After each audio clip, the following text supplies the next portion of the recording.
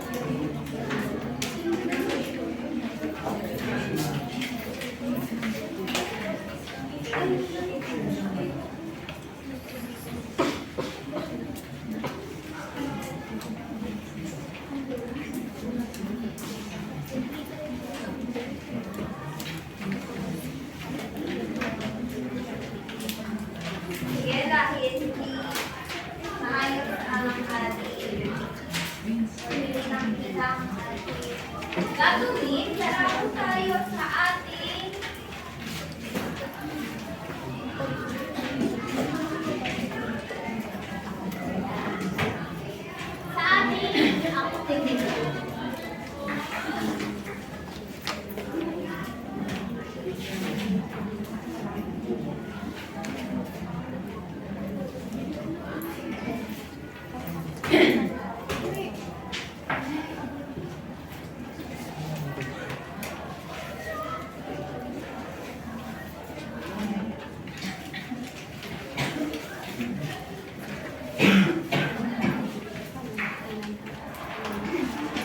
Yan.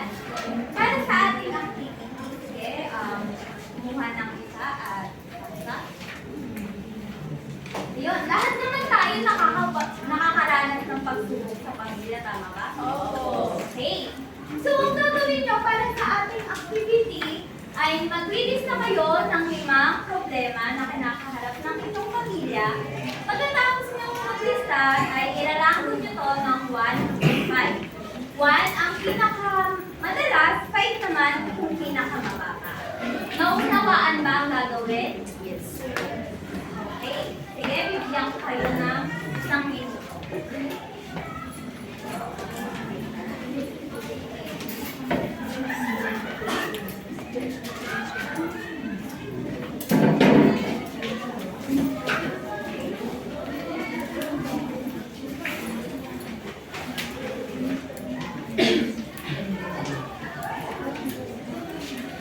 Meron ka bang sobrang routine?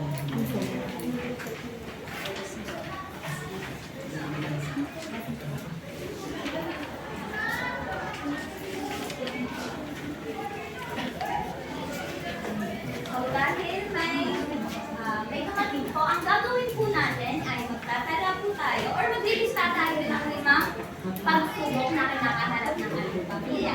After nun, iraranking mo siya ng 1 to 5. Tapos, 1 ang pinakamadalas na nangyayari sa pamilya ay naman yan. Naunawaan mo? Yes po, teacher. Oh, may 1 minute po kayo para magsagot.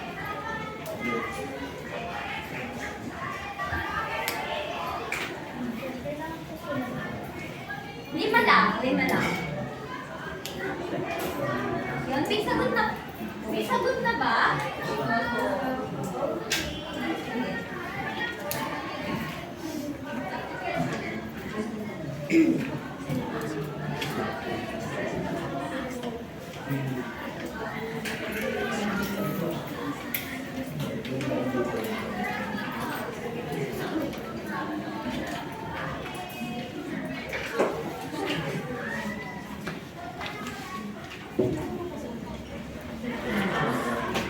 Kaya last 30 seconds.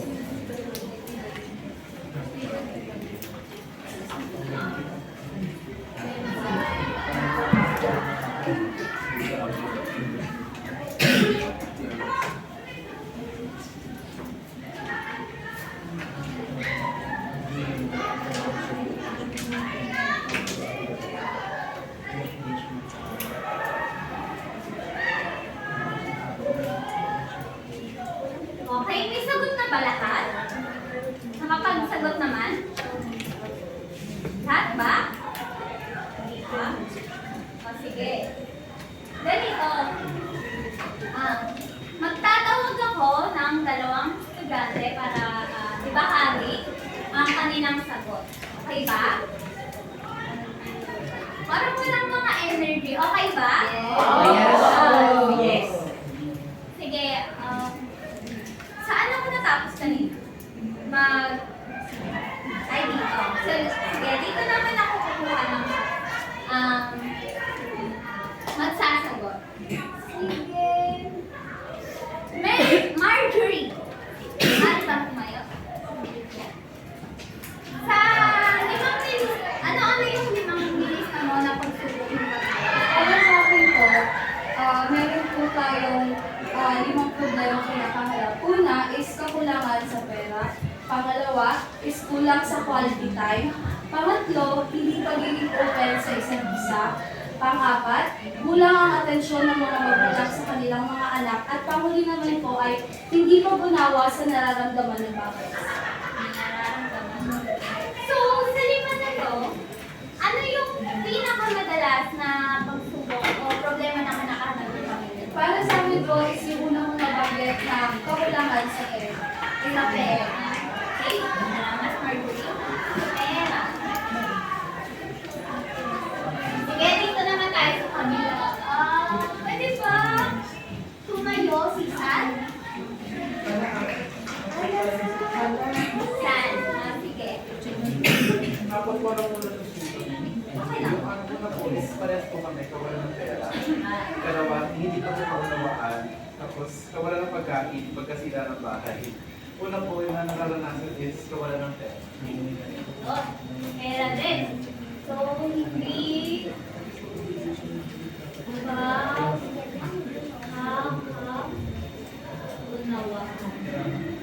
napansin ko, no, base sa inyong sagot, ang lumalabas madalas ay pera ang problema sa pamilya, tama ba? Tama. So, Tiffany,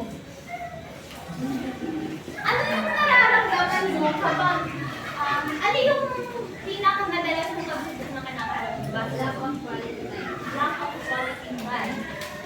Sige. Ano yung nararamdaman mo kapag yung pagsubok na yon ay umalaan sa pamilya? Anong nangyayari sa inyo?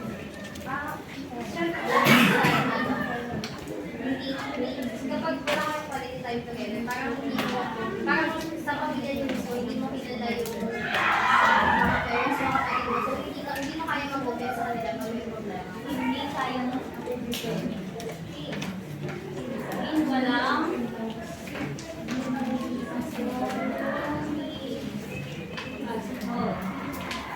sige. Sa kanila naman, how about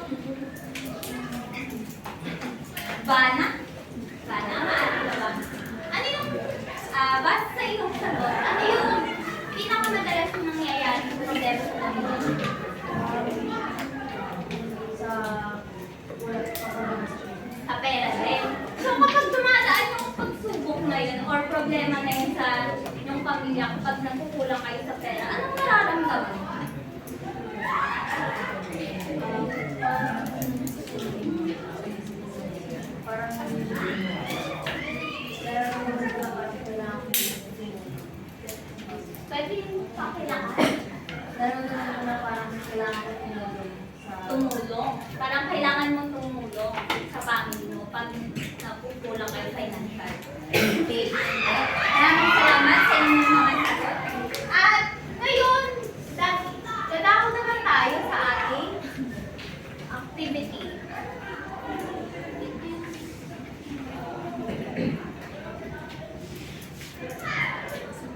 Wait lang.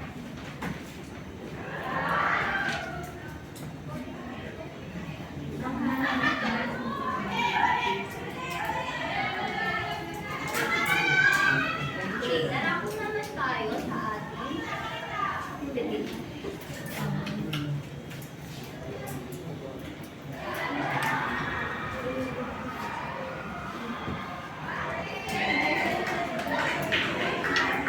Yan, nakikita ba?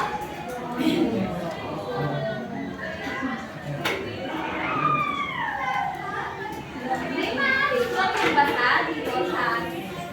Ito na pala ang ating activity. Na-present ko na. May papakita ko tatlong sitwasyon at inyong sasagutan ang katanungan sa baba. Sige? May maaari bang magbasa? Sige. Si Mitch, nakikita mo? Yes po, teacher. Unang sitwasyon, ang pamilya ni Hazel ay nakakaranas ng matinding pagsubok sa financial dahil sa sobrang trabaho ng kanyang anak. Nahihirapan silang gustusan ang kanilang pang-araw-araw na pangangailangan at bayarin sa bahay. Sa halip na malugmo ay nagkaisa ang kanyang pamilya na mag-eat at maghanap ng ibang pagkakitaan tulad ng pagtitinda ng merienda tuwing tanghali sa kanilang lugar. Sa karanasang ito ay natutuhan ni Hazel ang kahalagahan ng pagtutulungan at pag-asa sa kabila ng pagsubok. Naunawaan ba ni Hazel ang problema na kinaharap ng kanyang pamilya? Ipaliwanag ang sagot. Ikaw, ano sa tingin mo? Ay, teacher ako pala sa sagot. Wait lang. Ano po? Ang tawag dito.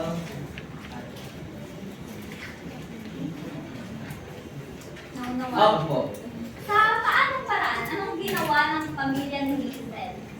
Kasi po teacher, gradually ma'am, ano po ma'am, kasi si Hazel po is tumulong dun sa kanyang magulang, wala nga po silang pera, di ba? With that, bilang pagtulong niya is nakita na naiintindihan ni Hazel na hirap sila. So kailangan Tama. Sige, para naman sa susunod na sitwasyon, may mali pang magbasa. Sige, dito naman tayo. Hindi ka na ay lahat na. Sige, si Lawrence. Ikalawang sitwasyon na wala ang importanteng tao sa buhay ni Giselle dahil sa malubhang makita nila. Pwede lakasan mo. Okay po. Lawrence. Kalawang sitwasyon na wala ang importanteng tao sa buhay ni Giselle dahil sa malubhang sakit na dinadala nito. Kasi mula ay labis siyang nalungkot at nahirapan sa kanyang pang-araw-araw na gawain at hindi niya alam kung ano ang dapat gawin. Ngunit sa tulong ng kanyang pamilya at mga kaibigan ay natuto siyang harapin ang kalungkutan at makayanan ng buhay. Kahit mahirap ang naging sitwasyon niya, ay naging positibo at masaya sa buhay si Giselle. Naging positibo ba ang pananaw ni Giselle sa buhay kahit na may pagsubok? Paliwanag ang sagot. Para naman po sa akin, dahil meron po siyang emotional support from their family and friends, tingin ko naman po na kaya na naman po nila and overcome po nila yung pinagdadaanan nila. Na huwag nga po yung importante sa buhay nila. Pilitin na po yung understand po. Yes. Tama, no? Next naman, para sa huling sitwasyon. Sige, dito naman tayo. Hi, Christina. So, Christina, maaari po. Sa ikatlong sitwasyon, Eric ay laging sinusundo ng kanyang mga kaibigan at gabi na ito, umuwi siya ng Hindi ito alam ni Thomas, kaya lagi niyang pinapagalitan ang anak niya si Eric. Kapag nakikita ito, isang araw na accidentally dahil sa kanyang trabaho na naging dahilan ng kanyang hindi pagkalakad. Noong malaman ng ama ang nangyari, ay sobra itong nalungkot sa sinabi ng anak. Pero mas pinili niya na maging matibay at maging positibo na makakalakad ulit ang anak. Nagdaan si Thomas ng oras upang alagaan ng anak at sa bawat subok sa Eric ng lumakad ay nandun ang suporta ng mag-ama.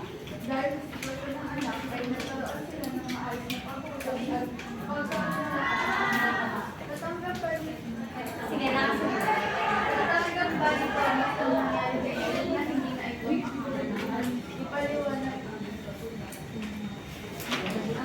ito po, natanggap na ako. Ako po nagkaan ng oras at Nananggap kasi naglaan ng oras para makalakad muli si Eric. So sa tatlong sitwasyon na yon, patungkol saan ang mga sitwasyon na ipinakita? Sa? Wait, pwede bang magtaas ng kamay kung sino ang gusto mo? Ellie. sa problema po ng pamilya. Problema sa pamilya. Problema sa pamilya. Sa tatlong sitwasyon na pinakita, ano-ano yung mga problema doon? Ano-ano yung mga pagsubok, pangunahing pagsubok na kinaharap ng pamilya? Sa tatlong sitwasyon. Meron po ba gustong sumagot? Si Jonah. Sa pangalawang sitwasyon po, ang naging problema po is yung pagkawala ng minamahal sa kanya. Pagkawala ng minamahal sa buhay. Okay? Pagkawala ng mahal sa buhay. Sige. Ano naman yung... Ano pang mga problema? Si Lauren. Financial problem. Financial problem o financial. Para sa last, ano pang sa pangatlong sitwasyon, sa tingin nyo, ano yung problema na kinakaharap sa Eh,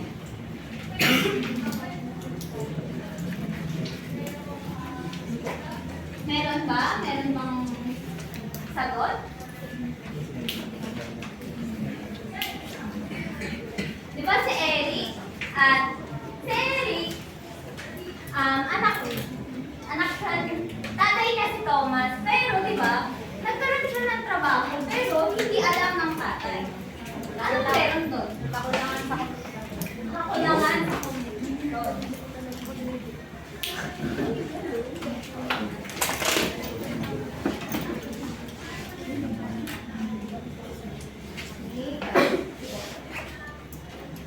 So, sa tatlong sitwasyon na yan, ano yung mga naramdaman, ano yung mga emosyon na nangyari o lumabas sa kanilang nung may pinakaharap silang problema? Si Christina. Kalungkutan po. Kalungkutan.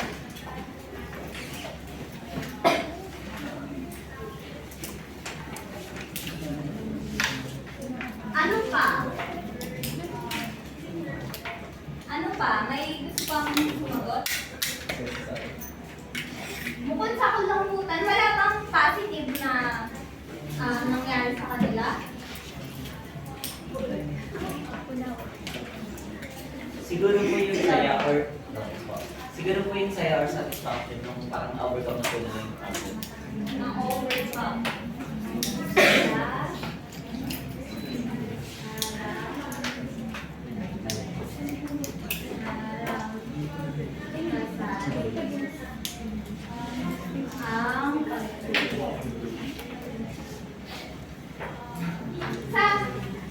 Sa tatlong sitwasyon na ibinigay ko, no? Ano yung pangunahing katangian ng pamilya na pinakdala? Sa tatlong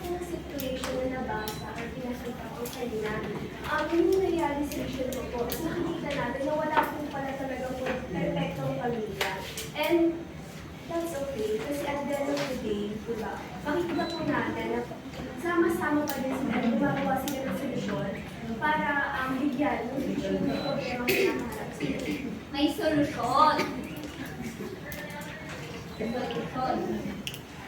Solusyon sa problema. Ano pa?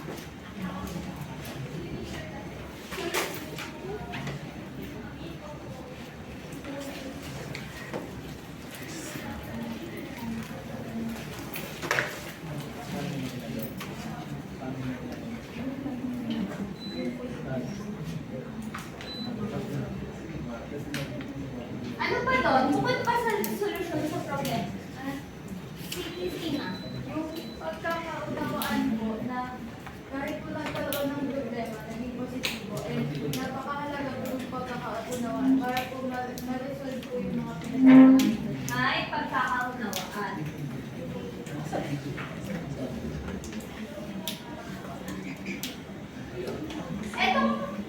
Etong mga sagot nyo, kapag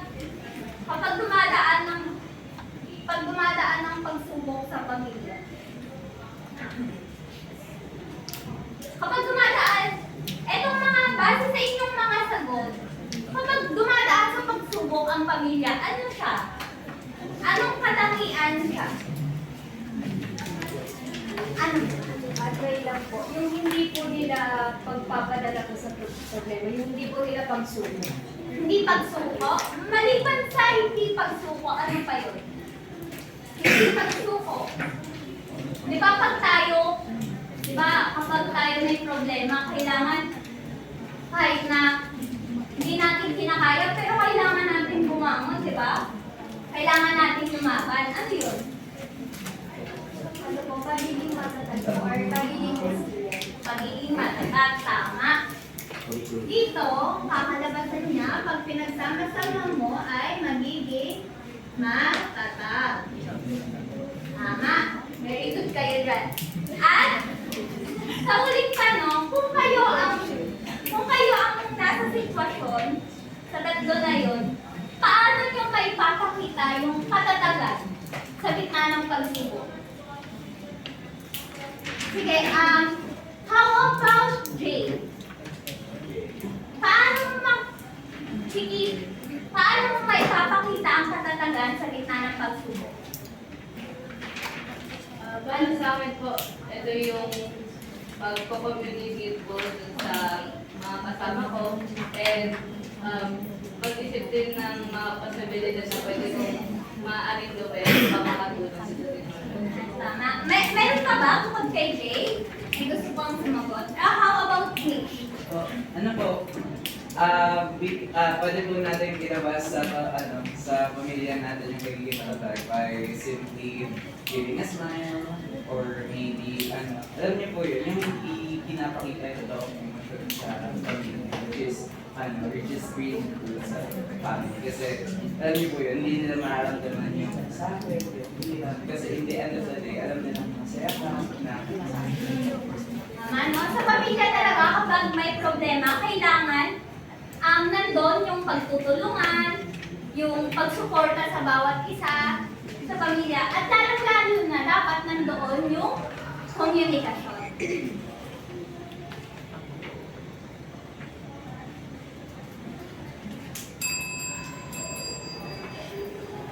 Ayan. Naintindihan niyo ba at natuto ba kayo sa pinahaging activity ni Teacher Shelvin? Yes. Ayan. So ngayon, dadako naman tayo sa ating talakayan. Ayan. Ang ating talakayan ay tungkol sa mga pagsubok sa pamilya. Umpisahan natin sa ating mga layunin. Sa pagtatapos ng klase, ang mga mag-aaral ay inaasahan na una, pakibasa, Julie. Natutukoy ang mga pagsubok sa pamilya. Pangalawa, Bana.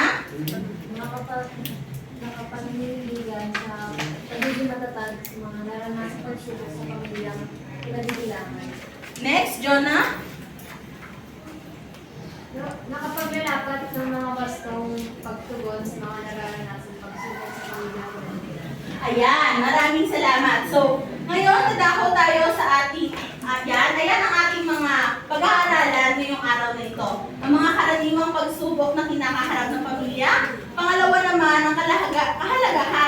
pag-unawa at pagtanggap ng mga pagsubok. At ikatlo, ang mga wastong pagtugon sa mga naranasan pagsubok sa pamilyang kinabibilangan. So, base sa mga sagot nyo kanina, sa ating activity, ano sa tingin ninyo ang mga karaniwang pagsubok na pinagdadaanan o yung mga common na pinagdadaanan ng bawat pamilya? Lawrence, Siguro po as common na po, yung karamihan po na top answer nila is pera. pera. Next, Marjorie. Para sa akin po is kawalan ng quality time. Since yung mga parents po is nasa modern world na po tayo. So, it's either yung mom or dad nila is parehas nagtatrabaho. Okay, maraming salamat. So, ang una natin dyan ay ang kawalan ng pera o pinansyal na problema. Ayan. So, sa pinansyal na problema natin, nakikita natin dito sa ating larawan, magkano siya sa tingin ninyo? 40, 60, 65. 65.25 to be exact. Ayan, sorry.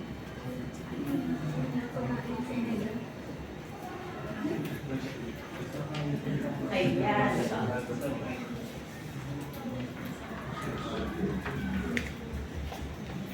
So, sa pinansyal na problema, dito pumapasok yung kakulangan sa kita o kawalan ng trabaho ng mga bawat pamilya. So, sa tingin nyo, bakit ba nawawalan ng trabaho ang mga bawat pamilya, Jonah?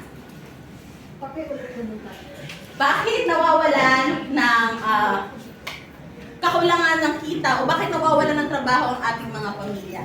Yung sa kakulangan po ng kita po, siguro po isa rin yung inflation na kapuli na pagtaas po ng presyo dahil yung sahod po is hindi naman po nakakapag-keep up din sa presyo. Okay, inflation. Ano pa? Yes, Julie?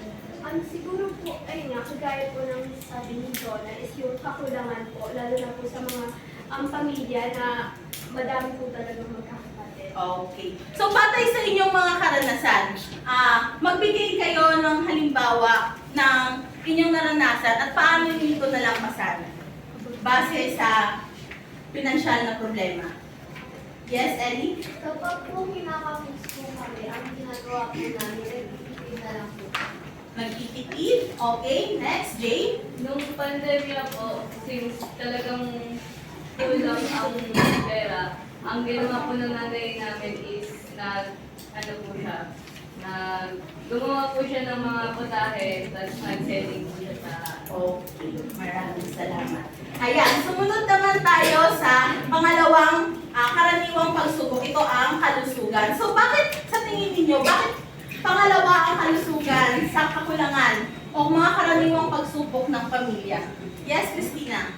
Kasi po hindi po siya madalas na napag-iusapan. Kasi minsan po sa kakulangan ng pera, iniisip na lang po natin paano makasurvive. Hindi po natin iniisip paano pag biglang may accident. Katulad po ng example kanina yung si Eric. Okay, maraming salamat. Ano pa? Yes, San? Siyempre po sa kakulangan po sa pera. Kasama na po dyan yung kakulangan din po sa pagkakaroon ng pera para sa kalusugan. Siyempre po, halimbawa, iisip na po yung pangkain sa pang-araw-araw, pero hindi na po nakapagtabi ng pera para sa emergencies.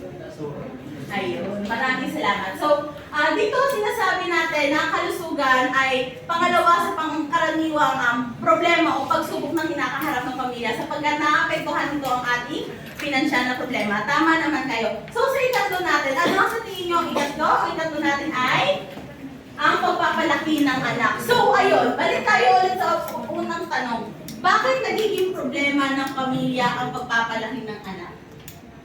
Yes, Christina? Minsan po kasi, yung mga magulang po, akala nila, pag sila yung nakakatanda, tama na sila palagi. Yung lack of communication po, minsan may mga bagay po na nag-disagree kami. Like for example, nagpapaliwanag ka lang sa sarili mo, pero sabihin nila na wala kang respeto. Okay. Next, Bana. Siguro po sa kulang sa family planning and sa pagpapalaki sa environment din kung saan sila nakasama. Okay, maraming salamat. So, dito naman sa pagpapalaki ng anak, dahil nga na pakinggan natin o nasabi natin na dahil sa kakulangan ng pera natin, naaapektuhan yung kalusugan ng mga bawat isa. Tama ba? Okay. Ngayon, paano naging karaniwang pagsubok ang pagpapalaki ng anak? Nagiging issue ito sapagkat ang bawat pamilya ay, ayun nga, tama ang sinabi ni Bana, na ang bawat pamilya ay hindi nagkakaroon ng family planning. Ayan. Maraming salamat. So, sumunod naman tayo sa ika-4. Ano ang ating ika-4? Pagkawalan ng mahal sa buhay. So, sa parte naman na to, bakit nagiging pagsubok to sa pamilya natin? Yes, Tiffany? Pagkawala ng mahal natin sa buhay, Hindi inaasahan. Tama? Lawrence? Parang katulad po ng pagkawala ng tatay, nawawalan po ng o pagkawala ng nanay, nawalan po ng tagapag-alaga sa kanila. Okay, tama. So, sinasabi natin dito na nagiging pagsubok to na kinakaharap ng ating pamilya sapagkat batay sa ating mga karanasan, di ba? Sino na nakaranas dito ng mawalan ng mahal sa buhay? So, lahat naman tayo, hindi ba? So, kung nagkakaroon tayo ng nawalan, yes po? Teacher, may tanong po ako. Teacher, family planning po ba talaga ang dahilan ng hindi pagkakasundo ng mga pamilya? Batay sa ganyang katanungan, hindi lahat ng pamilya ay family planning ang kulang. Yung iba ay nagiging, pakiulit ng tanong? Okay, family planning po ba talaga ang dahilan ng hindi pagkakasundo ng pamilya? Okay. Family planning ang hindi pagkakasundo ng pamilya. Ang sagot dyan ay hindi lamang family planning. Dahil kasama rin dito yung tinatawag natin na hindi sila ready or parang unexpected yung mga nangyayari sa pamilya nila. So, bali hindi lang family planning yung magiging solusyon para doon. Yes. Pero parang nagagaling ko sa pasangitan ko. Na isa po sa mga dahilan din po, dahil rin po, nagkakaroon na yung pagkakaunawaan. Pagdating po sa bawat pamilya is, iba-iba na po sila ng ideals. Pagdating po sa iba't ibang mga bagay. Halimbawa po, ang henerasyon ng mga magulang, iba na po sa henerasyon ng mga kabataan ngayon. Pag iba na po yung pag-iisip ng mga kabataan, iba na rin po yung pag-iisip ng mga magulang. Mga magulang pinalaki sila kung paano mag-survive. Ang mga kabataan, pinapalaki sila ng lipunan kung paano mabuhay. Yung connotation ng mabuhay. Ayan, maraming salamat sa iyong pagdagdag. Okay, so sumunod na tayo sa ating ikalima, ang relasyon. So, konektado ang relasyon sa pagpapalaki ng anak. Bakit?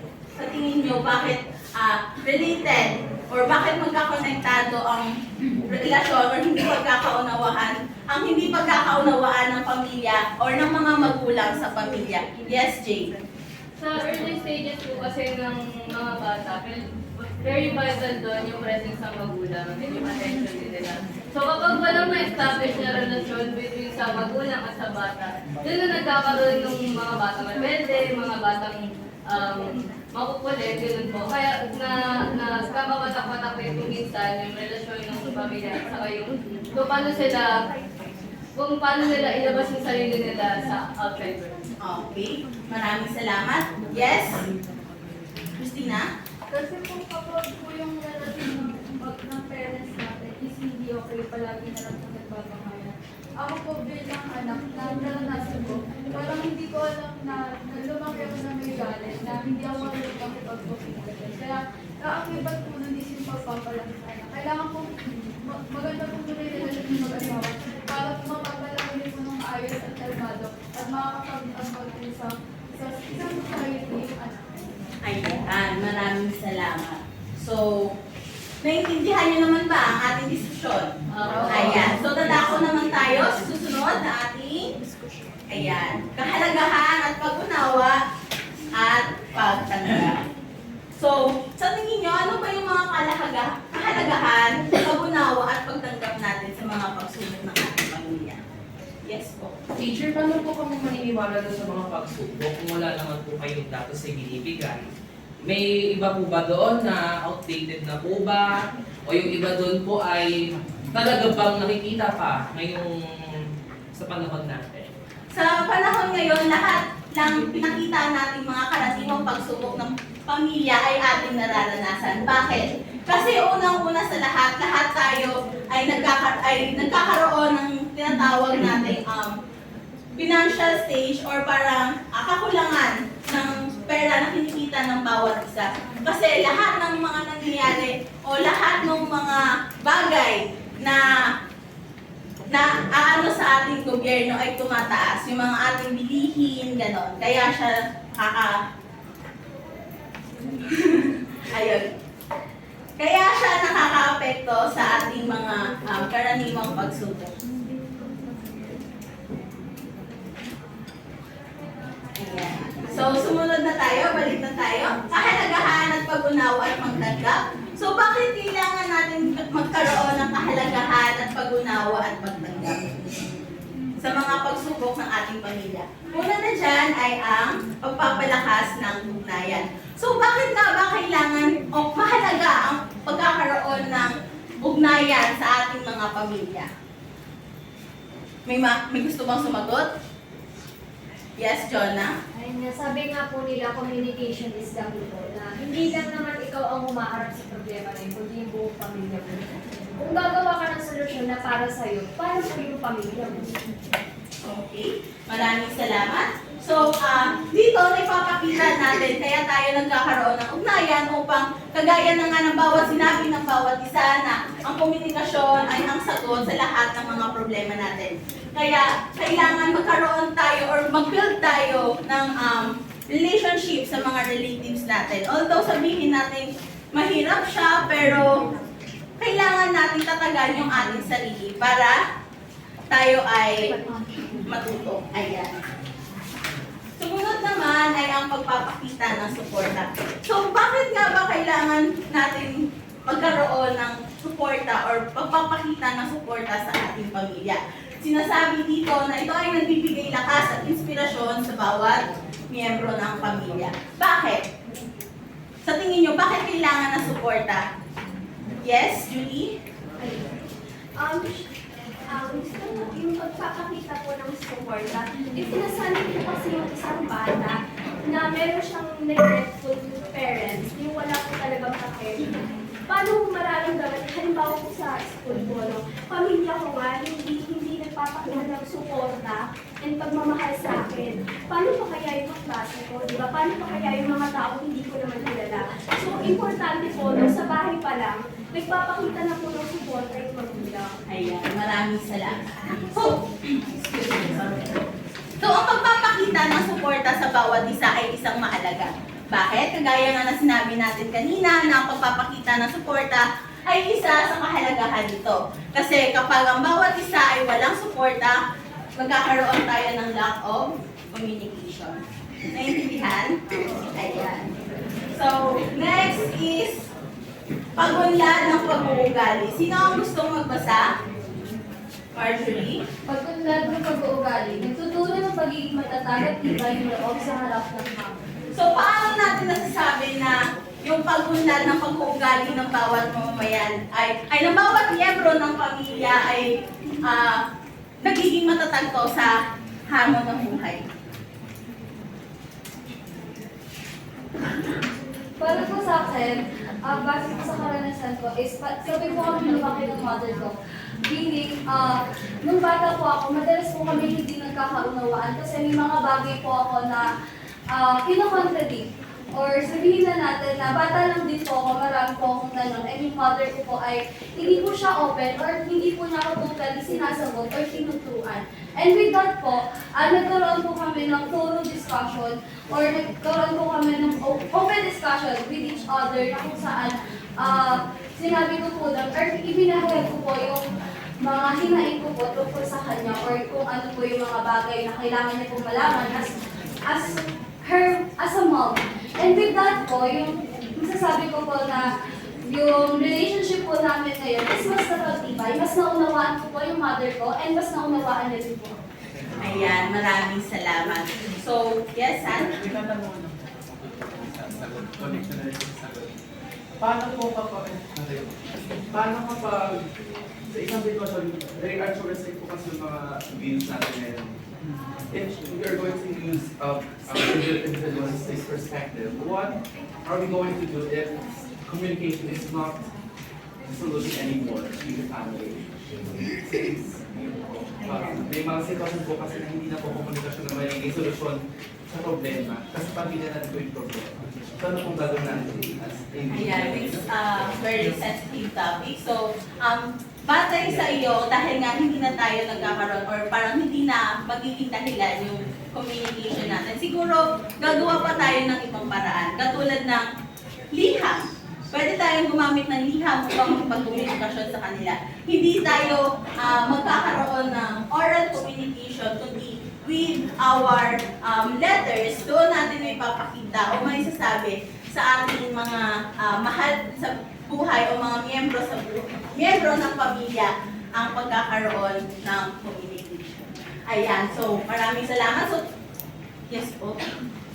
Teacher, ma'am, tanong lang po, alin po kaya sa mga kahalagahan na nabanggit ninyo, yung masasabi po ninyong hindi na pagtutunan ng pansin or kahinaan ng mga Pilipino po kung sa atin mo ilalagay ito? At bakit po kaya? Ano po kaya yung mga aspeto na dahilan? Bakit mahina yung mga Pilipino sa ganitong kahalagahan?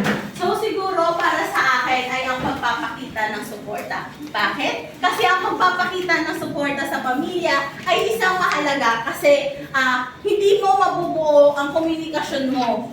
Or sabihin natin hindi tayo magkakaroon ng maayos na komunikasyon kung wala tayong suporta sa bawat isa. Or pwede rin sabihin natin yung komunikasyon ang unang ang kailangan natin, ang una natin kailangan lutasin sapagkat ang pagkakaroon ng komunikasyon, dito na nabubuo ang pagkakaroon ng suporta ng pamilya. Next, mga wasong pagtugon na naranasan. Ayan, meron dito na pumapasok yung sinasabi natin komunikasyon, suportahan ng isa't isa, pananampalataya. So bakit nga ba kailangan natin manampalataya kapag meron tayong mga pagsubok sa buhay? Yes, Lawrence. Parang tumibigay ng hope or parang sa pick-up-in on po na may things are going to be better. Ayan, maraming salamat. So, pagtutulungan, dito na rin pumasok yung sinabi natin kanina na kailangan ang bawat miyembro ng pamilya ay maghanap ng solusyon. And ang pangkali naman ay ang paghingi ng tulong sa mga profesional sapagkat hindi naman lahat ng pamilya ay kaya solusyonan yung mga problema na kinakaharap natin. Tama ba? Ayan. So, may natutunan ba tayo grade 8 masikap? Ngayon, meron ako ditong ahon at mga papel na ipapamahagi sa inyo. Ang gagawin nyo lamang dito ay magsusulat kayo ng mga pagsubok ninyo sa pamilya na pinagdaanan at paano nyo ito nalutas. Or paano nyo ito nasolusyonan. Ano ang naging batayan ninyo. Naintindihan? Meron na lamang kayong 3 minuto sa pagsagot. Maraming salamat.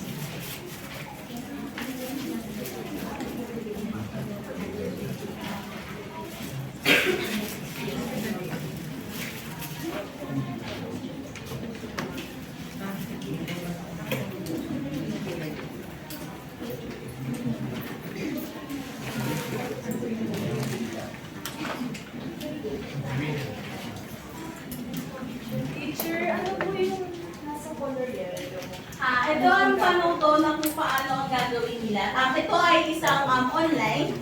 Subalit, ang bawat isa naman ay gumagamit ng mga papel. Hindi na natin ito gagamitin.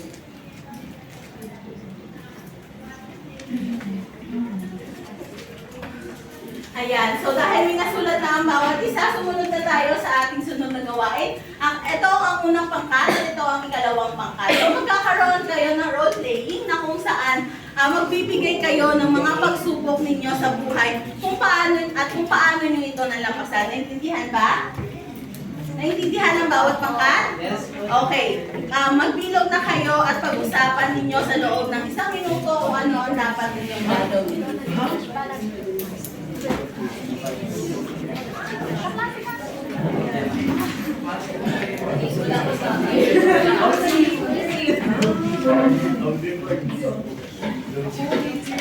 Ayan, kaya natin bilisan natin.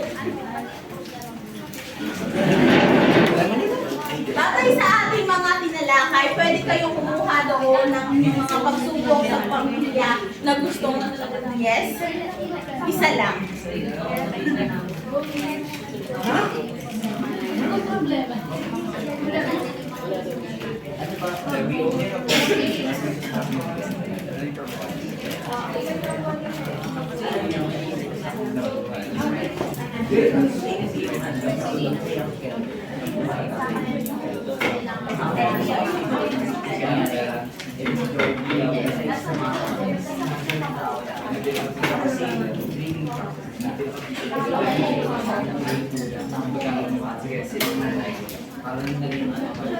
Ayan, ready na ba ang bawat isa? 5,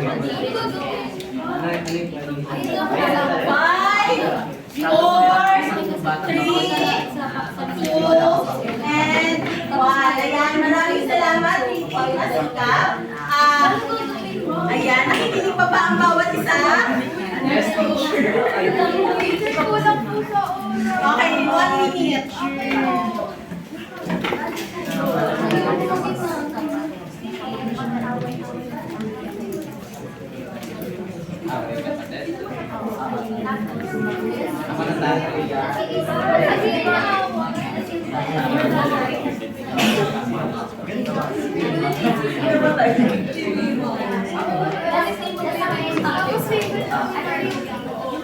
Ayan, ready na ba tayo? Okay, balik na ang upuan. Hindi ka sila. Pag-umpisahan na natin ang inyong activity. Ayan.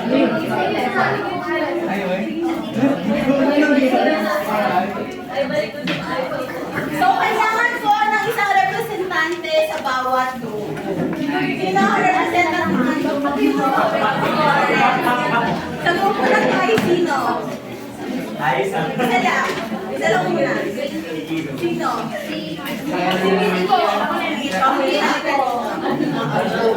Ayan. Basta pag-copy kayo ng isa kasi ng unang mag-rotate. 1, 2, 3, go! Ang nauna ay? Kayo. Ayan. Umpisahan na natin. Pakilisan. Ano gagawin para Mamaya na, sige, magpapag tayo. kayo mag-aaway tapos Okay, handa na ba kayo? Okay, start now. Alam mo, kasalanan mo kung bakit wala si Papa. Kasi inuuna mo yung sarili mo eh. Kaaway na naman kayo. Puro kayo away. Kasalanan mo yan. Hindi ba dapat kayo nag-aaway? Ako yung kuya dito eh. Bakit mo sinasagot? Para wala ko pa kasing ginagawa eh. Inuuna kasi yung gusto niyo. Ako ba yung tatay ninyo? Patay na nga eh. Wala na yung tatay natin. O ako yung ako yung tatay yung tatay nyo. Si mama mo, tinan mo. O may namin pa pala tayo, ba't ako sinisisi nyo? Diba? Bakit ba kayo nag-aaway? Sila kasi mo. Wala ginagawa. Ano nangyayari? Kapag nag-aaway pa kayo, ano natin patay din na yung asawa ko. Pero hindi na kailangan mag-aaway. Ayan, maraming salamat. Sunod naman ang dalawang grupo. Ayan.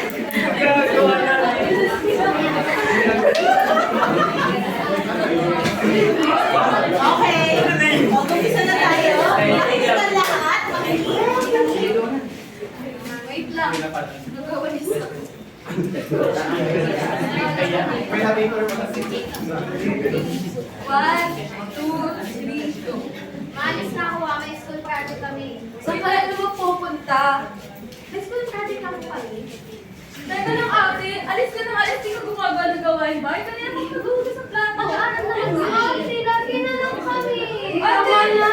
Bakit? Nag-aaral naman ako, hindi ba yung mahalaga? Nag-aaral naman kami ah. Pero mas may At nag-aaway na naman kayo. Tapos kakapiyan mo na naman sa ate. Wait lang! Huwag ka sumasagot sa akin, Ellie. Alam mo, dapat gumaya ka nga kay Tiffany. Top student yan sa school. Kulak-bol ka. Kasalanan mo ha. Kasalanan mo! Tama na yan, masama ang nag-aaway. Ayan, maraming salamat.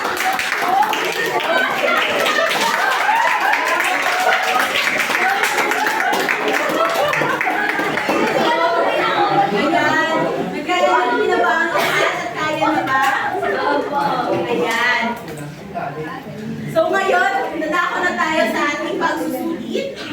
Ayan.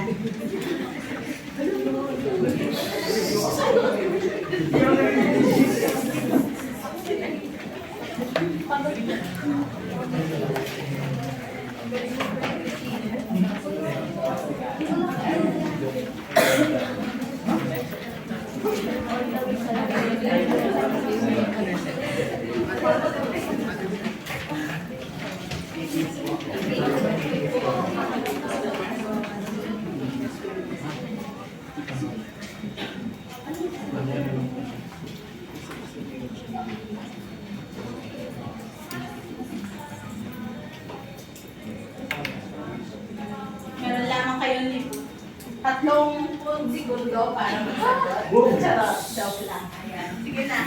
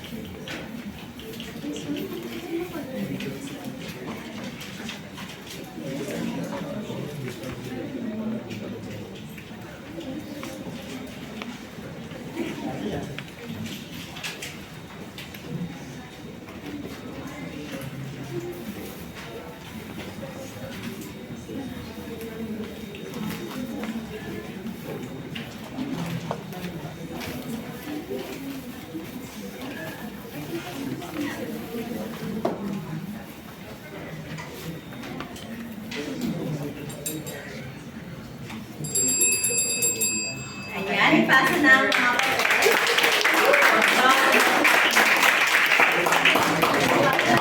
Ay, pasa na daw po. Pasa na daw. Lahat ng papel, ipasa na sa harapan. Sa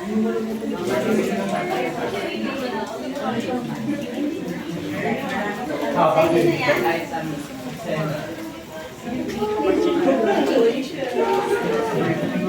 May we ask the teachers, please, if you're taking someone, so we can give you the continue point now.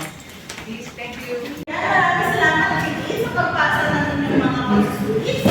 Pagkatapos, tayo na ay nadako sa ating takdang aralin. Ano nga ba ang ating takdang aralin? Sino ang maaaring magbasa? Sige, Max.